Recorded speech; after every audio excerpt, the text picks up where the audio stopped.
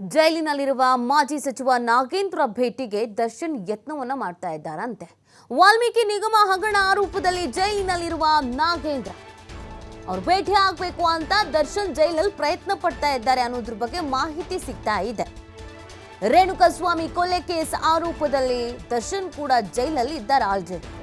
ಇನ್ನೊಂದು ಕಡೆಯಲ್ಲಿ ವಾಲ್ಮೀಕಿ ನಿಗಮ ಹಗರಣ ಆರೋಪದಲ್ಲಿ ನಾಗೇಂದ್ರ ಕೂಡ ಜೈಲಲ್ಲಿ ಇದ್ದಾರೆ.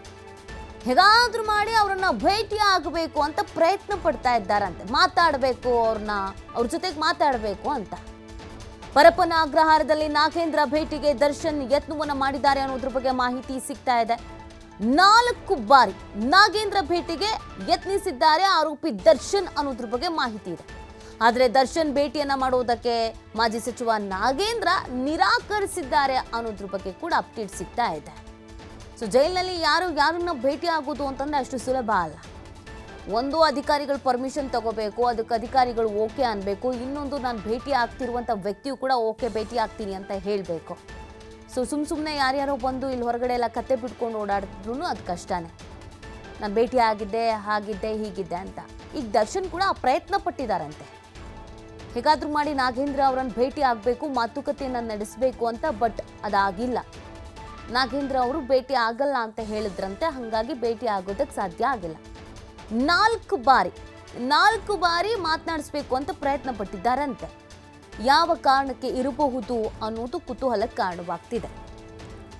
ಇತ್ತೀಚೆಗೆ ದರ್ಶನ್ ಒಂದು ಸ್ಟೇಟ್ಮೆಂಟ್ ಅನ್ನ ಹೇಳಿದ್ರು ಅವರ ಆಪ್ತರ ಬಳಿ. ನಂಗೆ ಯಾರನ್ನು ಭೇಟಿ ಆಗೋದಕ್ಕೆ ಇಷ್ಟ ಇಲ್ಲ, ಯಾರು ನನ್ನನ್ನು ಭೇಟಿ ಆಗೋದಕ್ಕೆ ಬರಬೇಡಿ ಅಂತ.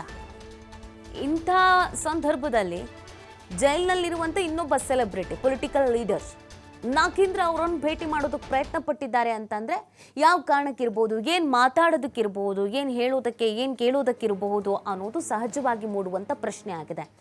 4 ಬಾರಿ ಏನೋ ಪ್ರಯತ್ನ ಪಟ್ಟಿದ್ದಾರಂತೆ ನಾಗೇಂದ್ರ ಅವರನ್ನು ಮಾತನಾಡಿಸ್ಬಿಡೋಣ ಹೇಗಾದರೂ ಮಾಡಿ ಅಂತ. ಬಟ್ ಆಗಿಲ್ಲ. ಯಾಕಂದರೆ ಮಾಜಿ ಸಚಿವರನ್ನೇ ಇಲ್ಲ ಭೇಟಿ ಆಗಲ್ಲ ಅಂತ ಹೇಳಿದ್ದಾರಂತೆ. ಸಾಮಾನ್ಯವಾಗಿ ಪೊಲಿಟಿಕಲ್ ಲೀಡರ್ಸ್ ಮತ್ತು ಸಿನಿಮಾ ಸ್ಟಾರ್ಸ್ಗಳಿಗೆ ಒಂದು ಸಂಬಂಧ ಇದ್ದೇ ಇರುತ್ತೆ, ಪರಿಚಯ ಅಂತೂ ಇದ್ದೇ ಇರುತ್ತೆ, ಒಂದು ಬಾಂಧವ್ಯ ಅಂತೂ ಇದ್ದೇ ಇರುತ್ತೆ. ಸೊ ನಾಗೇಂದ್ರ ಅವರು ಹಿಂದೆಯಿಂದಲೂ ಕೂಡ ದರ್ಶನ್ ಅವರಿಗೆ ಗೊತ್ತಿತ್ತಾ?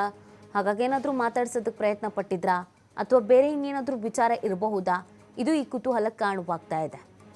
ಆ ಜೈಲಿನಲ್ಲಿ ಈಗ ಸೆಲೆಬ್ರಿಟಿಗಳೇ ಜಾಸ್ತಿ ಇರೋದು.